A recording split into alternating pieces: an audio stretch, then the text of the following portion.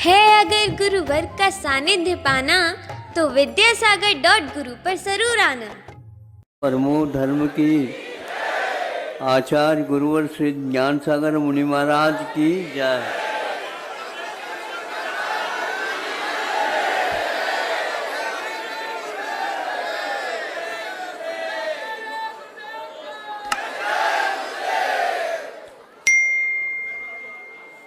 यह चातुर्मास की विधि में आ जाती है कि जो महाराज दिगंबर होते हैं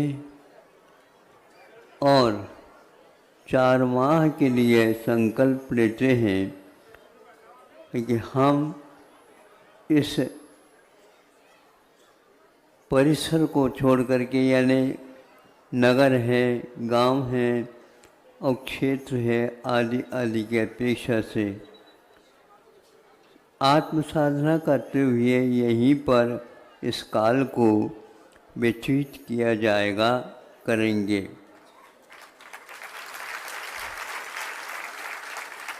यह तो संकल्प 1 हफ्ते पूर्व में ही हो गया था, लेकिन मैंने सोचा कि हमें बांध करके ये लोग कहीं भग जाएं तो क्या होगा।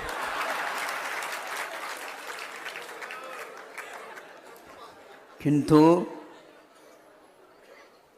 जिस प्रकार मुनि महाराज सहर्ष स्वतंत्र अपने संकल्प को निर्वाह करते हैं, उसी प्रकार वर्षा के काल में आप लोग भी अपनी दुकान जो कुछ भी है उसको निर्वाह करते हुए दिवाली तक एक प्रकार से ये संकल्प को यथा शक्ति के अनुसार उसको प्रारंभ करते हैं। वैसे 2 मास में आप पालन करके जहाँ कहीं भी निकट अपना स्थान है वहाँ पर जा कर के अपने पशु धन का भी संरक्षण करते हुए, चूँकि नदियों में पानी काफ़ी आता है, उसको एकदम पार नहीं किया जा सकता। जब नाव चालू हो जाती है अथवा घुटने पर पानी रह जाते हैं नदियों में इत्यादि में, तो उसको पार करके चले जाते हैं। यह प्राचीन काल से पद्धति चालू है। इसका उद्देश्य केवल अहिंसा तत्व का पालन, सूक्ष्म से सूक्ष्म और स्थूल से स्थूल दोनों प्रकार की हिंसा से दूर रह करके यह अहिंसक वर्ग किसी को दिखाने के लिए नहीं, बताने के लिए नहीं, महिमा गाने के लिए नहीं, किंतु हमें यह दुर्लभ वस्तु मिली है, इसका पालन हम 100% करते रहेंगे और अपने बच्चों के ऊपर भी इस प्रकार के संस्कार डालते रहेंगे। बच्चा आज का भी क्यों न हो, किंतु माता पिताओं के इस प्रकार के संस्कार के कारण वे भी इसमें, मैंने देखा, मैं भी शुद्ध वस्त्र पहनूंगा, नहीं तो क्षोभ पैदा कर दूंगा, क्षोभ। हाँ, आप हमारी मांग को पहले पूर्ण करिए। महाराज आप ही लोगों के लिए थोड़ी आए है, हमारे भी पुण्य से आए हैं। हाँ बिल्कुल, हम बोलते नहीं इसका अर्थ ये थोड़ी है आप बुलवा दो, मन शुद्धि ऐसे पूर्ण करेंगे हम। आप लोगों ने भी एकदम थोड़ी सोचा और सीखा। इस प्रकार एक विशाल आहार चालू हो गया तो माँ ने कहा, बेटा तुम बाद में हैं। बाद में क्यों,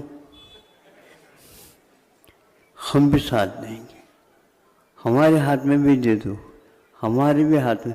बेटा तुम तो वो कद से नीचे हो, इसलिए बाद में देख लें। महाराज जी ने तो कुछ कहा ही नहीं, तुम ही कह रहे हो। मामला गड़बड़। तो हमने इस ढंग से संकेत दिया मुस्कान के माध्यम से, वह भूल गया। हाँ महाराज जी हमारे लिए भी कुछ सोच रहे। जब हमारा आहार हुआ, पहले उसको इशारा किया आ जा, उसके लिए एक कलशी दी गई है, तुमने हाथ डाला हाथ में। हाँ वो उसका मुख खिल गया।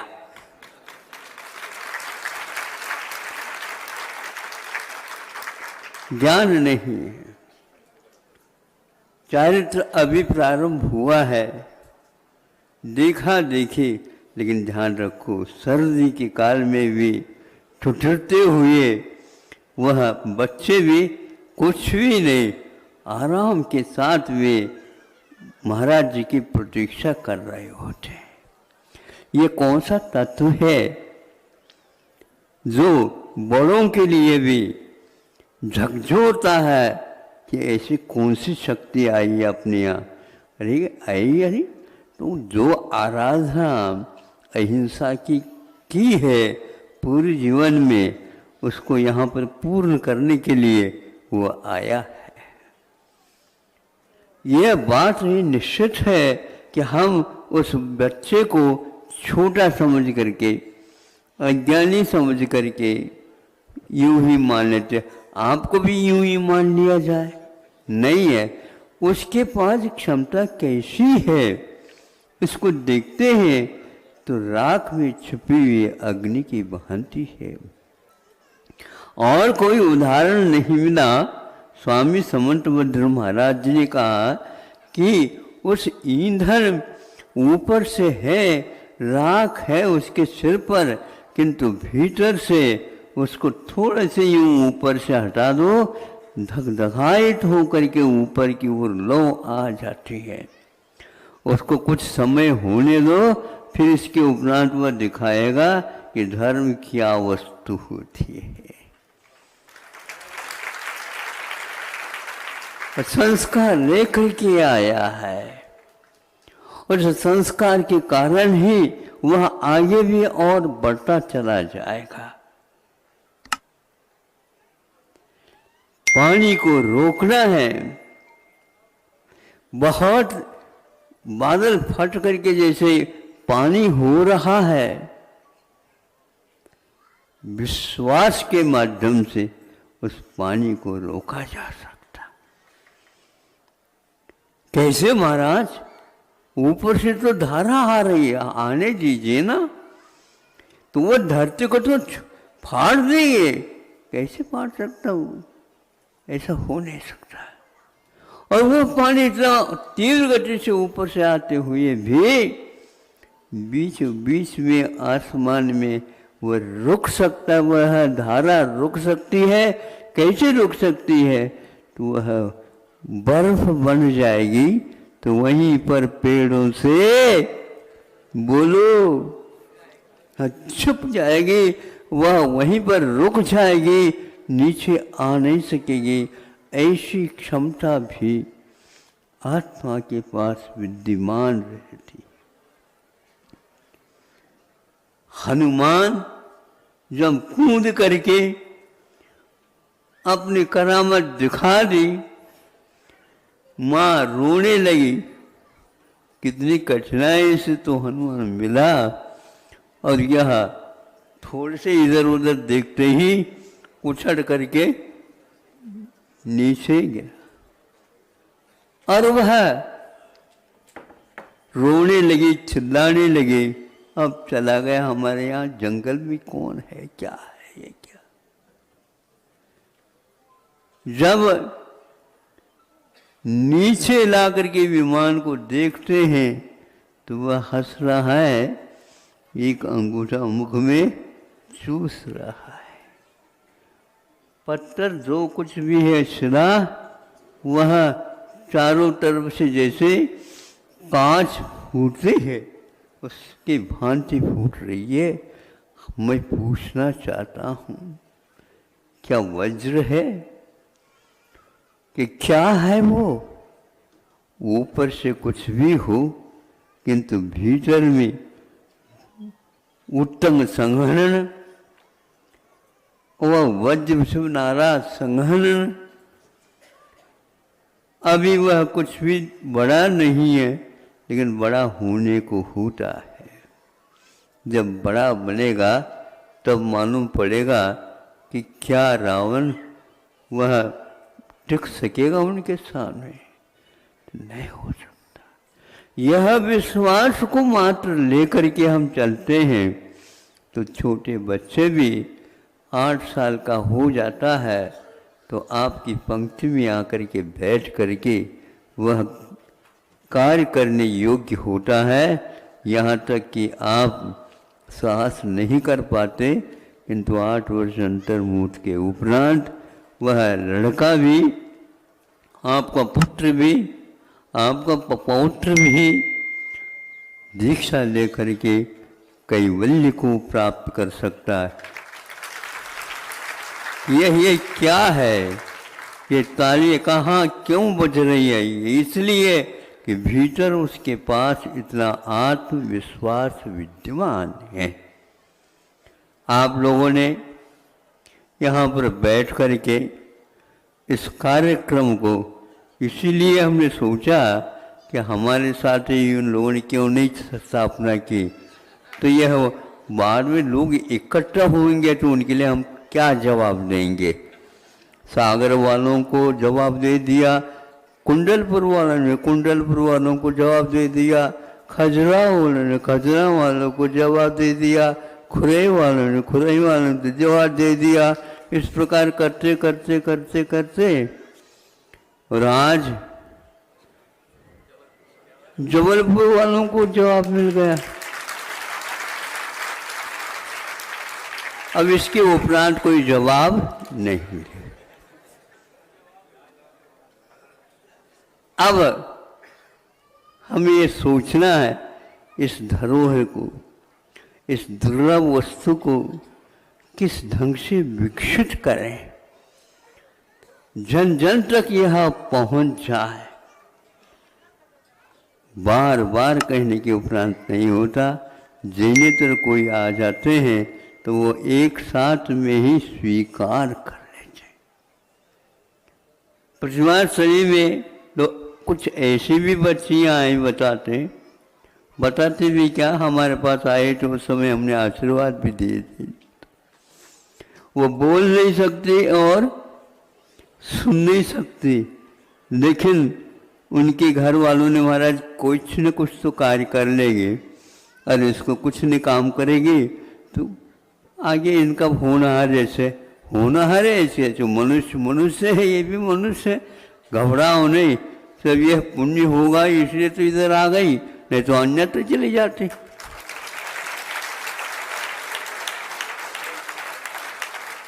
यहाँ पर कैसे आ गई? तो ये पुण्य का उदय उसके साथ चलता रहता है। और ये मानिए आप, विश्वास करिए, और हम भी एकदम विश्वास नहीं करते, लेकिन करना आवश्यक होता है तो सब लोगों को कहते तुम भी कर लो। उन्होंने ऐसे ऐसे हथकरघा में कलाएं विद्याएं सीखी हैं, अच्छे अच्छे व्यक्ति इस प्रकार की वस्तुओं का निर्माण नहीं कर सकते। कोई व्यक्ति श्रीमान उस वस्त्र को हाथ लगा करके देखता है तो इसका तो मूल्य इतना होना चाहिए, इतना होना चाहिए। किसने बनाया? तो ग्रामीण दुबालिकाओं ने बनाया। संभव ही नहीं है। और यह वस्त्र और कुछ मिला करके बनाया गया होगा? नहीं, यह शुद्ध हथकरघा है। हाथ से कपास लाए, कपास से सूत निकाला, सूत से वस्त्र बुना, और वस्त्र के बाद सिलाई के माध्यम से ये बन गया है। तो यह आज है, ये खादी का इतिहास कहलाता है। आप लोग विदेशी शिक्षा और दीक्षा स्वीकार करने से इन सब बातों के ऊपर अविश्वास रख रहे हो। स्वयं नेहरू जी कहते थे, अरे इसमें कुछ नहीं होने वाला, इतनी जो है जनता है उनके लिए वस्त्र की आपूर्ति तो यंत्र के माध्यम से होगी। तो गांधी जी ने कहा था इस बात को भूल जाओ। और नेहरू जी के उत्तर जो है पहले ही दे चुके हैं मोतीलाल जी। ये किताब बहुत अच्छी लगी मुझे कि नेहरू जी हर बात में गांधी जी की बात को काटते थे और उपेक्षित करते थे। बाद में सोचेगा तू, मेरी भाषा में नहीं बोलता, बाद में बोलेगा। ऐसा ही हुआ, पश्चाताप के साथ उनको बोलना पड़ा, लाइट हैज गॉन।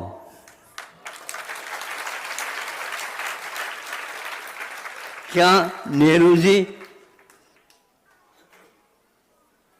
धर्म को स्वीकारते थे? नहीं, उनको विदेश के अलावा कुछ नहीं। लेकिन गांधी जी के सामने तो वो कुछ बोल नहीं सकते थे।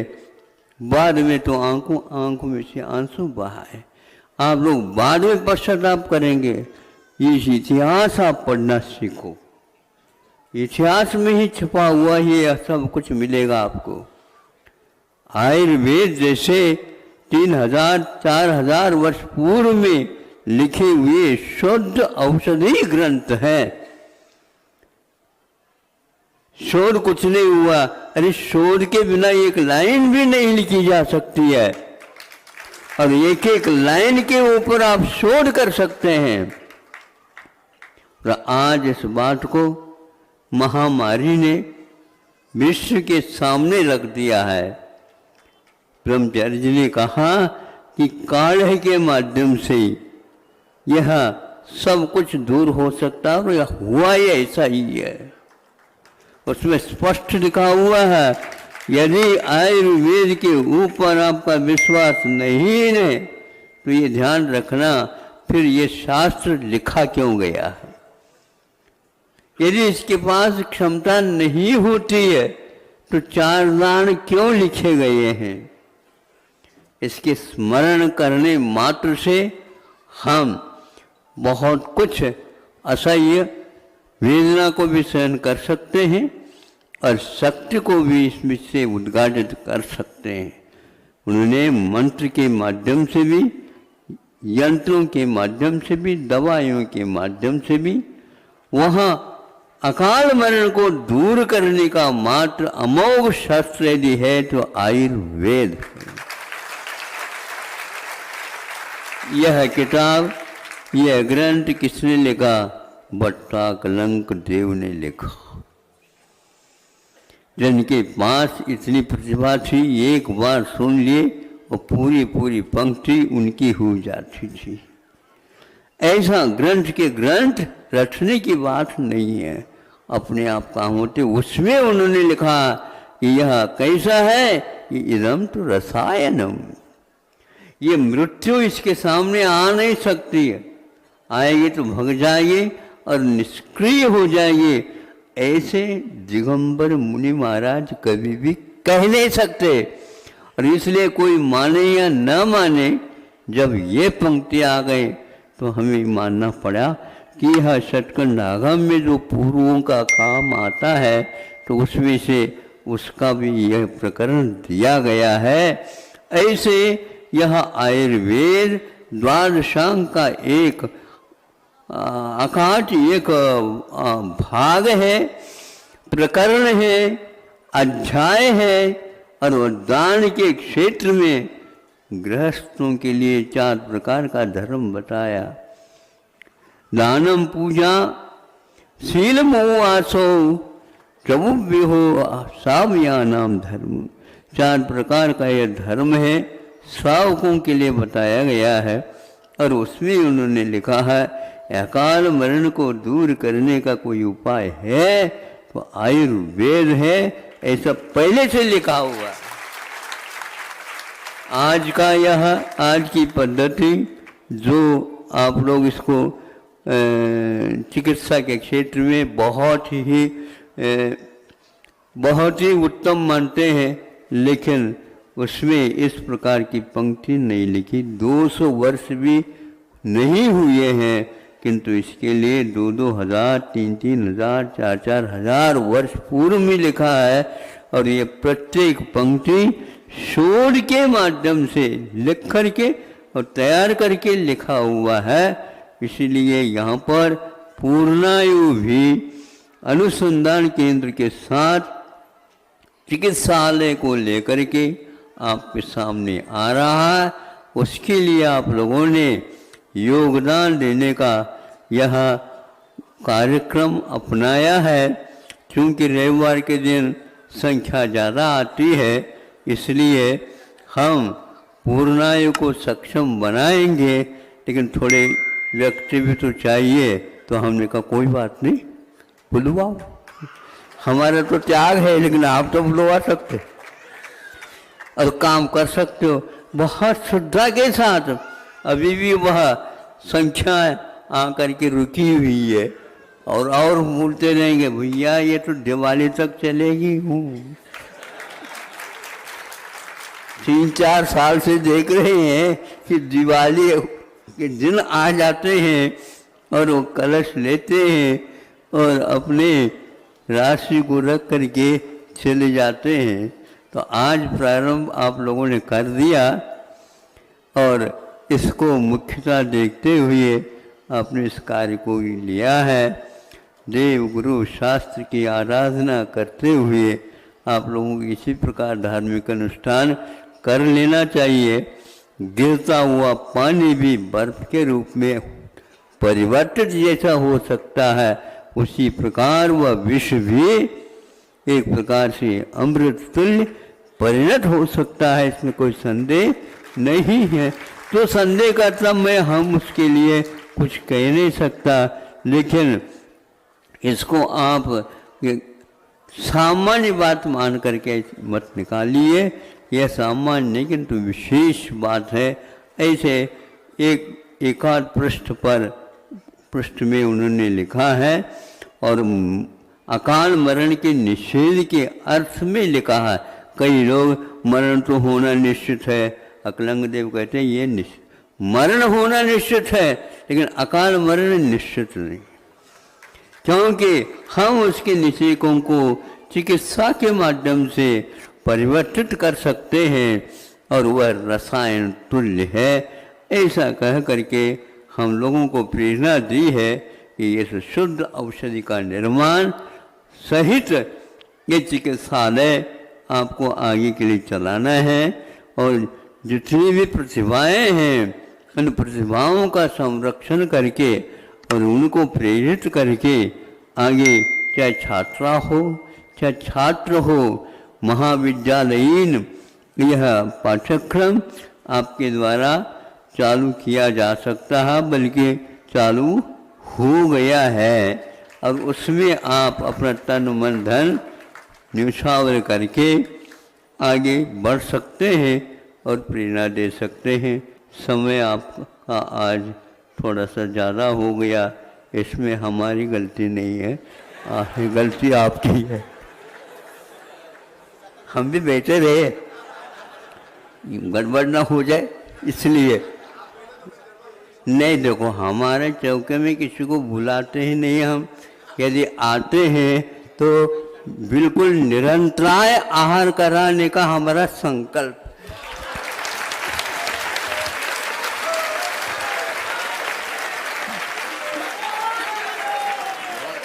हमारे चौके में कोई बोल नहीं सकता, कपते कपते। बिल्कुल पक्का, छोटा से छोटा भी खूब अच्छे ढंग से कर सकते, क्योंकि निरंतराय आहार बहुत महत्वपूर्ण है। उसी प्रकार समय पर इस प्रकार के शुद्ध औषधियों का प्रयोग, तो हाँ जेनिटर भी आ जाते हैं तो इसको बहुत अवभाग्य मान करके उसका सेवन करते हैं और उससे लाभ मिलने से वो अवभाग्य कह करके और दवाई ले करके चले जाते हैं, बांटते हुए भी देखे गए हैं। ऐसे शुद्ध यह शास्त्रोक्त पद्धति से निर्माण किया हुआ औषध आपके शरीर को भी मन को भी वचन को भी संशोधित कर सकते हैं। इन तीनों के संशोधन के बाद आपकी आत्मा की मूल भी आपकी गति हो जाती है। भगवान से प्रार्थना करता हूँ आपका तन मन धन सब कुछ शुद्ध हो और अंत में आत्म तत्व का भी परिमार्जन आप लोगों के द्वारा हो। इन्हीं भावनाओं के साथ अहिंसा परमो धर्म की। संत शिरोमणि आचार्य भगवान गुरुदेव विद्यासागर जी महामनिराज की।